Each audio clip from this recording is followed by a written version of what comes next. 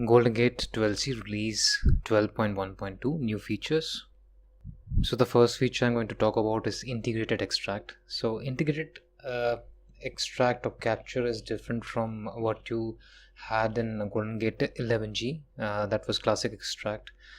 In classic extract, basically the data was read from externally from read logs and archive log files. But in integrated extract, what happens is that there's a separate log mining process within the database which captures all the DDL and DML statements and converts them into a logical change record, which are then sent to the Goldengate processes, for example the extract process, which then writes it down to the trail files.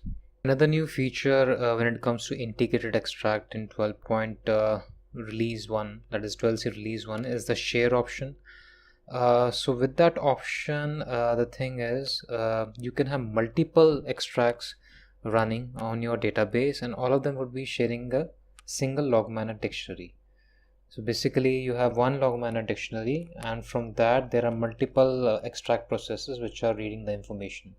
So that makes the process of extracting information from the database a whole lot faster. So with the share option you have three options. The first one is automatic, clone from the existing closest capture. If there's no suitable clone candidate is found, then a new build is created. Second option is extract. So in that, clone from the capture session associated for the specified extract. If this is not possible, then error occurs, the register does not complete. And the third option is none. You have the new feature of active data guard. So with this feature you can use Oracle Goldengate to extract data from data guard. So for example, you have a production database but you don't want to use Goldengate there due to security reasons, or maybe you don't want to impact the database in terms of resources, CPU resources and memory resources, as Goldengate does consume some of that. So what you can do is you can now in 12c you can run the Goldengate extraction at the data guard side. So the only parameter which you have to add in the parameter file is translog options mine from active DG.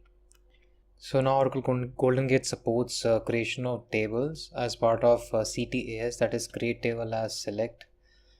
So for example, in production, if you run a command create table as select star from scott.abc table, and a table gets created in production, that will get replicated on the target side.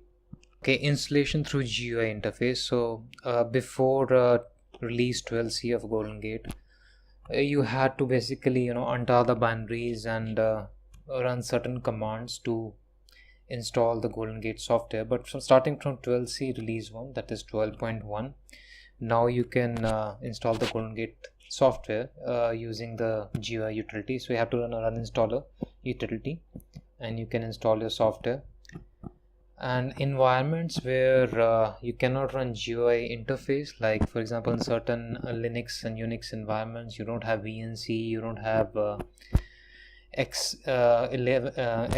display forwarding enabled. So in these kind of environments you also for that you also get a response file.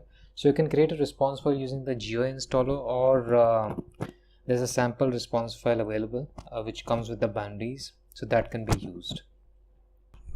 In earlier releases you had classic Replicat, but starting from 12c release 1 you now have integrated Replicat.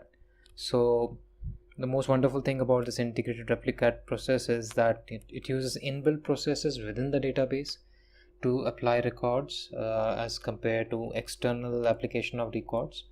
And integrated Replicat takes care of all the referential integrity constraints like primary key and foreign key and all the DDL operations, and make sure those are all applied to the database in correct order. So another variation of a Replicat has come up in Oracle Goldengate 12c, that is coordinated Replicat. So instead of a single Replicat running on the target side applying all the records, now you can use the coordinated parameter and you can have multiple Replicats running.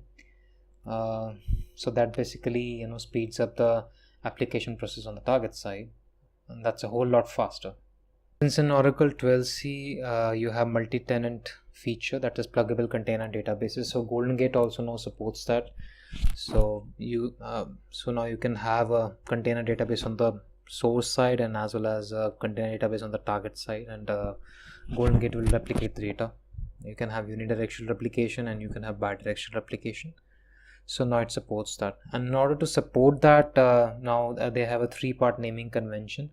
So container.schema.object, for example, I have a source database named pdb1 and I have a schema called Scott, and in there is a table called emp. So my naming convention would be pdb1.scott.emp. So that's 3-part naming convention. In early releases, you had to learn execute a lot of scripts to enable DDL support, like GGS marker, GGS DDL rules, GGS DDL rules log, histall, DDL hist.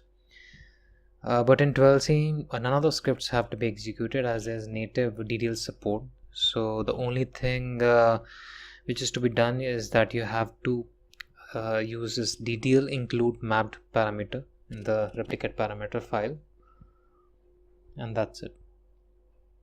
And starting from 12c release 1, Golden Gate automatically creates a discard file whenever a Golden Gate process is started from GGSAI prompt.